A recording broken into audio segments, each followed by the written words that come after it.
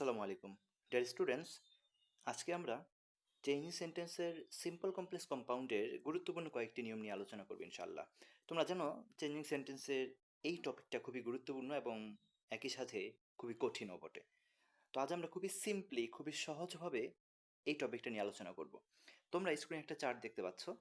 চার্টটা মূলত আমরা সাজিয়েছি সিম্পল কমপ্লেক্স কম্পাউন্ড একই সাথে তিনটা সেন্টেন্সেরই পরিবর্তন কিভাবে করা যায় ঠিক সেই প্রসেসে সাজিয়েছি। প্রথমে আমরা আলোচনা করব সিম্পল নিয়ে, তারপর এটাকে পরিবর্তন করব কমপ্লেক্সে, দেন এটাকে পরিবর্তন করব কম্পাউন্ডে। একই সাথে আমাদের তিনটা নিয়মই আলোচিত হয়ে যাবে। তো চলো আমরা শুরু করি। প্রথম নিয়ম, সিম্পল সেন্টেন্সে যদি ইন স্পাইট অফ থাকে আমরা কমপ্লেক্সে পরিবর্তন করব বাক্যের শুরুতে দো এবং অল দো লিখে। আমরা জানি সিম্পল সেন্টেন্সে একটা মাত্র প্রিন্সিপাল ক্লজ থাকে, কমপ্লেক্স সেন্টেন্সে একটা প্রিন্সিপাল ক্লজের সাথে এক বা একাধিক সাবঅর্ডিনেট ক্লজ থাকে, এবং কম্পাউন্ড সেন্টেন্সে দুইটা প্রিন্সিপাল ক্লজ বা একাধিক প্রিন্সিপাল ক্লজ কোঅর্ডিনেটিং কনজাংশন দ্বারা যুক্ত হয়, অ্যান্ড অর ইয়েট বাট ইত্যাদি দ্বারা যুক্ত হয়। এটা একটা বেসিক কথা। তো যখন আমরা সিম্পল সেন্টেন্সে ইন স্পাইট অফ দেখব, তখন আমরা কমপ্লেক্স করার জন্য শুরুতেই দো যুক্ত করব, দো বা অল দো যুক্ত করব। ডিয়ার ভিউয়ার্স, দেখো তোমরা এটা in spite of being poor এক্সাম্পলটা একটু খেয়াল করো। In spite of being poor he is honest, এখানে প্রিন্সিপাল ক্লজ দেওয়া আছে হি ইজ অনেস্ট। তো যেহেতু আমরা কমপ্লেক্স তৈরি করতে যাচ্ছি, সুতরাং আমাদের একটা সাবঅর্ডিনেট ক্লজ গঠন করা লাগবে। দ্যাটস ওয়াই আমরা এই in spite of being poor এই অংশটুকু থেকে একটা সাবঅর্ডিনেট ক্লজ গঠন করব। In spite of being poor এই সাবঅর্ডিনেট ক্লজটা গঠন করতে গেলে সর্বপ্রথম ইন স্পাইট অফ থাকার ফলে আমরা দো বা অল দো যুক্ত করব। দেখো আমরা বাক্যটা স্টার্ট করলাম ইন স্পাইট অফ এর জায়গায় দো। তারপর একটা যেহেতু ক্লজ গঠন করতেছি, এখানে সাবজেক্ট ভার্ব লাগবে। আমরা সাবজেক্ট আনলাম এই মেইন ক্লজের বা প্রিন্সিপাল ক্লজের সাবজেক্ট হি থেকে, এবং ভার্বটা নিলাম এই ক্লজেরই ভার্ব ইজ থেকে। তো বাক্যাংশটা এমন দাঁড়ালো, ক্লজটা এমন দাঁড়ালো, দো he is poor he is honest. যদি এটা পাস্ট টেন্স হইতো তাহলে আমরা ইজ ব্যবহার না করে ওয়াজ ব্যবহার করতাম। সো এই সেন্টেন্সটা আমরা সিম্পল থেকে কমপ্লেক্স পরিবর্তন করলাম, কিন্তু যদি কমপ্লেক্স থেকে সিম্পলে পরিবর্তন করতে বলা হয় তখন ঠিক উল্টোটা। যদি কমপ্লেক্সে দো অল দো থাকে আমরা সিম্পলে ইন স্পাইট অফ লিখবো। কমপ্লেক্সে যেই মেইন ক্লোজ বা প্রিন্সিপাল ক্লোজটা দেওয়া থাকবে এটা তো অপরিবর্তিত থাকবে সিম্পল লেখার সময়, আর আমরা যে সাবঅর্ডিনেট ক্লোজটা আছে এইটাকে এখন ভেঙে দেব। এই সাবঅর্ডিনেট ক্লোজটা এখন আমরা ভেঙে দেব। এক্ষেত্রে আমরা দো এর পরিবর্তে ইন স্পাইট অফ লিখবো, যেহেতু আমরা সিম্পল করতেছি। সো দো এর পরিবর্তে ইন স্পাইট অফ লেখার পর এখানে সাবজেক্ট হি আমরা উঠাই দেবো, যেহেতু আমরা এটা একটা ক্লজ ভেঙে ফেলতেছি, একটা ফ্রেজ গঠন করব। তো সাবজেক্ট হি আমরা উঠাই দেবো, দেন জাস্ট এইখানে সাবজেক্টের পর যেই ভার্বটা থাকবে ওইটার সাথে আই এন জি যুক্ত করে দেবো। মনে রেখো আমরা কিন্তু কমপ্লেক্স থেকে সিম্পল বানাইতেছি। সো ইন স্পাইট অফ লেখার পর সাবজেক্টটা উঠায় দিয়া আমরা এখানে যে ভার্বটা থাকবে ওইটার সাথে আইএনজি যুক্ত করব। তো ইজের সাথে আইএনজি যুক্ত করলে নর্মালি ইজের সাথে আইএনজি যুক্ত করলে বিং হয়, কারণ আমরা জানি am is are was were এই পাঁচটা ভার্বের মেইন বা বেস হচ্ছে বি।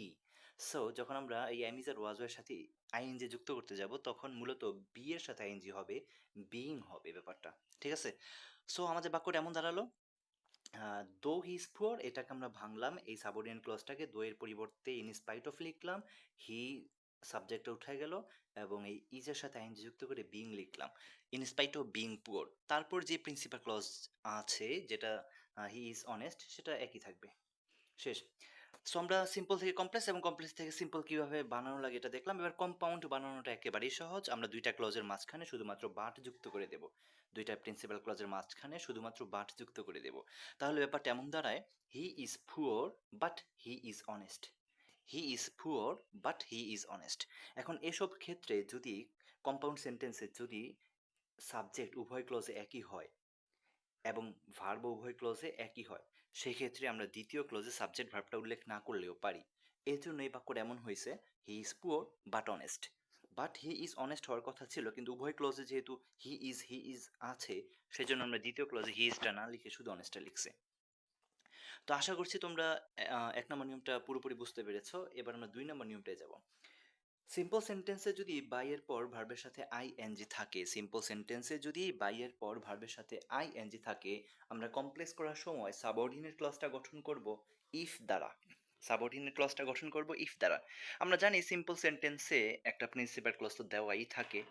এইখানে প্রিন্সিপাল ক্লজটা হচ্ছে you can prosper in life. You can prosper in life এটা হচ্ছে প্রিন্সিপাল ক্লজ। তো এই প্রিন্সিপাল ক্লজটার সাথে আমরা একটা সাবঅর্ডিনেট ক্লজ গঠন করতে যাচ্ছি। শুরু করব ইফ দ্বারা, by plus verb plus ING, মানে বাই প্লাস জেরান্ড থাকলেই আমরা শুরু করব ইফ দ্বারা। এরপর আমরা যেহেতু একটা ক্লজ গঠন করব, সাবজেক্ট এবং ভার্ব লাগবে, আমরা সাবজেক্টটা নিব মেইন ক্লজ থেকে, ইউ সাবজেক্টটা নিলাম, আর ভার্বটা নিব এই যে বাইরের পর যে জিরান্ট আছে এই জিরান্ট থেকে ভার্বটা নিব। ওয়ার্কিং যে ছিল এটা থেকে আমরা মেইন ভার্ব গঠন করলাম ওয়ার্ক। ঠিক আছে, একটা মেইন ভার্ব গঠন করলাম ওয়ার্ক এখানে। এই তো if you work hard you can prosper.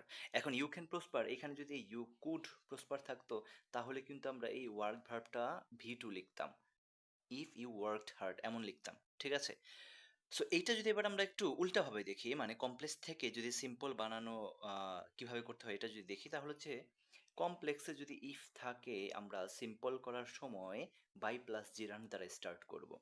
By plus gerund লেখার পর যেহেতু আমরা সিম্পল লিখতেছি, দ্যাট মিনস সাবঅর্ডিনেট ক্লজটা থাকবে না, দ্যাট মিনস আমাদের ইউ সাবজেক্টটা উঠে যাবে এবং বাই প্লাস জেরান্ট মানে ভার্বের সাথে আইএনজি যুক্ত হবে। তখন তখন হবে এমন, by working hard you can prosper. আশা করছি বুঝতে পেরেছো। এবার কম্পাউন্ড একেবারেই সোজা, দুইটা সেন্টেন্সের মাঝখানে তুমি অ্যান্ড যুক্ত করে দিবা। দুইটা সেন্টেন্সের মাঝখানে আমরা অ্যান্ড যুক্ত করে দিলাম। If you work hard you can prosper বাক্যটা এমন, you work hard and you can prosper. You work hard and you can prosper compound.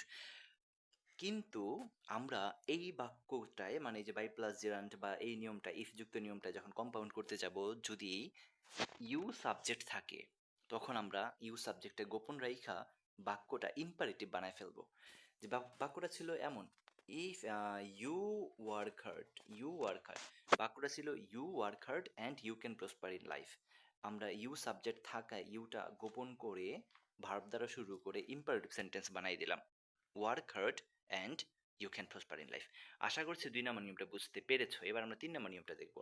এটাও সেম 2 নম্বর নিয়মের মতোই, without plus gerund, without plus verb plus ING যদি হয় আমরা complex বানানোর সময় আনলেস যুক্ত করে শুরু করব সাবঅর্ডিনেট ক্লজ গঠন করা, অথবা ইফ যুক্ত করে শুরু করব। তবে এখানে একটা কথা হচ্ছে, ইফ যুক্ত করে যদি আমরা সাবঅর্ডিনেট ক্লজটা গঠন করি সেক্ষেত্রে ইফের সাথে নেগেটিভ কিছু একটা যুক্ত করতে হবে। ঠিক আছে, নেগেটিভ ওয়ার্ড লাগবে। দেখো নিয়মটা খেয়াল করো, প্রথম এক্সাম্পলটা ছিল without working hard you can't prosper in life. এখন এটাকে আমরা কমপ্লেক্স বানাতে যাচ্ছি, সো শুরু করলাম আনলেস দ্বারা। আনলেসের পর নর্মালি আমাদের সাবজেক্ট লাগবে, সাবজেক্ট আমরা মেইন ক্লোজ থেকে নিলাম ইউ, আনলেস ইউ, আর ভার্ব লাগবে আমরা একটু আগে যে নিয়মটা করলাম এই যে জিরান্ট, এই জিরান্ট থেকে আমরা ভার্ব নিলাম work. Unless you work hard, unless you work hard you can't prosper in life. এইবার যদি এটাকে আমরা ইফ দ্বারা করি সেই ক্ষেত্রে হবে if you don't work hard, negative করতে হবে, if you don't work hard you can't prosper. এটাকে যদি তুমি কম্পাউন্ড করতে যাও শুধুমাত্র দুইটা ক্লজের মাঝখানে অর যুক্ত করে দিলেই হবে, দুইটা ক্লজের মাঝখানে অর যুক্ত করে দিলেই হবে। তবে এটাও একই কথা, যেহেতু ইউ সাবজেক্ট হিসেবে শুরুতে আছে, ইউ সাবজেক্ট হিসেবে শুরুতে আছে, তাই আমরা এই কম্পাউন্ড করার সময় ইউ সাবজেক্টটা গোপন রেখা ভার্ব দ্বারা স্টার্ট করব, একটা ইম্পারেটিভ সেন্টেন্স বানাই দেব। তাহলে এমন দাঁড়ালো, work hard or you can't prosper in life. দেখো এরপর আরেকটা খুবই গুরুত্বপূর্ণ নিয়ম নিয়ে আলোচনা করছি, সেটা হচ্ছে 2+V1। যদি সিম্পল সেন্টেন্সে 2+V1 থাকে, সিম্পল সেন্টেন্সে 2+V1 থাকে এবং ওইটা দ্বারা যদি কোনো একটা উদ্দেশ্য বোঝায়, একটা উদ্দেশ্য বোঝায়, তখন সেক্ষেত্রে আমরা কমপ্লেক্স করার সময় সো দ্যাট ব্যবহার করব এবং সো দ্যাটের পর একটা ক্লজ গঠন করব subject plus can plus V1, এই স্ট্রাকচারটা ফলো করে। দেখো example, I read attentively to make a good result, two make a good result. তাহলে যে 2+V1 আছে এবং এটা তার একটা উদ্দেশ্য বোঝাচ্ছে যে আমি মনোযোগ সহকারে পড়াশোনা করি, একটা ভালো রেজাল্ট যাতে আমি করতে পারি, না ভালো রেজাল্ট করতে, তো ভালো রেজাল্ট করতে ভালো রেজাল্ট করাটা এখানে উদ্দেশ্য, দ্যাটস ওয়াই 2+V1 আছে, আমরা কমপ্লেক্স গঠন করব সো দ্যাট দ্বারা। দেখো, I read attentively so that, to এর জায়গায় সো দ্যাট, তারপর আমরা একটা ক্লজ গঠন করব subject plus can plus V1, so that I can make a good result. শেষ, আমরা সিম্পল থেকে কমপ্লেক্স গঠন করলাম।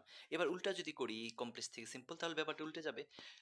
কমপ্লেক্সে যদি সো দ্যাট থাকে, সিম্পলে 2+V1 হবে, এই সো দ্যাটের জায়গায় আমরা টু ব্যবহার করব, আর আই ক্যান সাবজেক্ট প্লাস এই ক্যান শব্দের উঠে যাবে, তখন দাঁড়াবে এমন, আই রিড অ্যাটেন্টিভলি, এই সো দ্যাটের জায়গায় to, I read attentively to make a good result.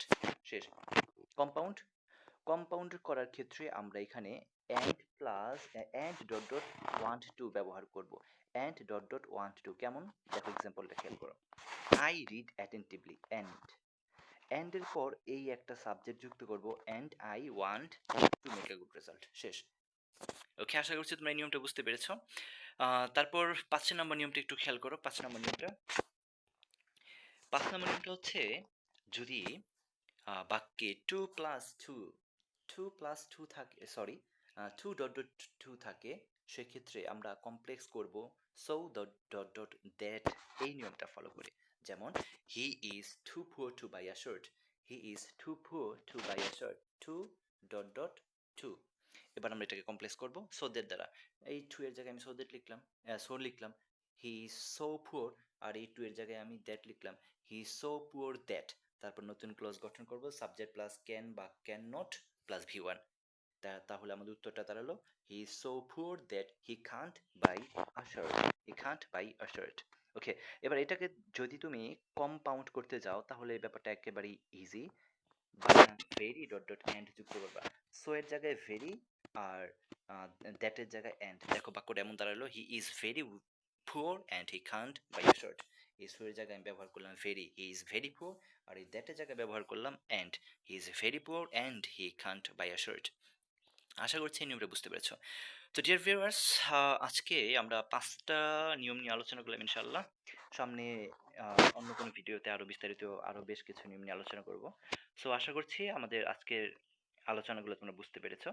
বুঝতে যদি কোনো প্রবলেম ফেস করো তাহলে কমেন্ট বক্সে জানাবা। সবাই ভালো থাকো। আল্লাহ হাফেজ।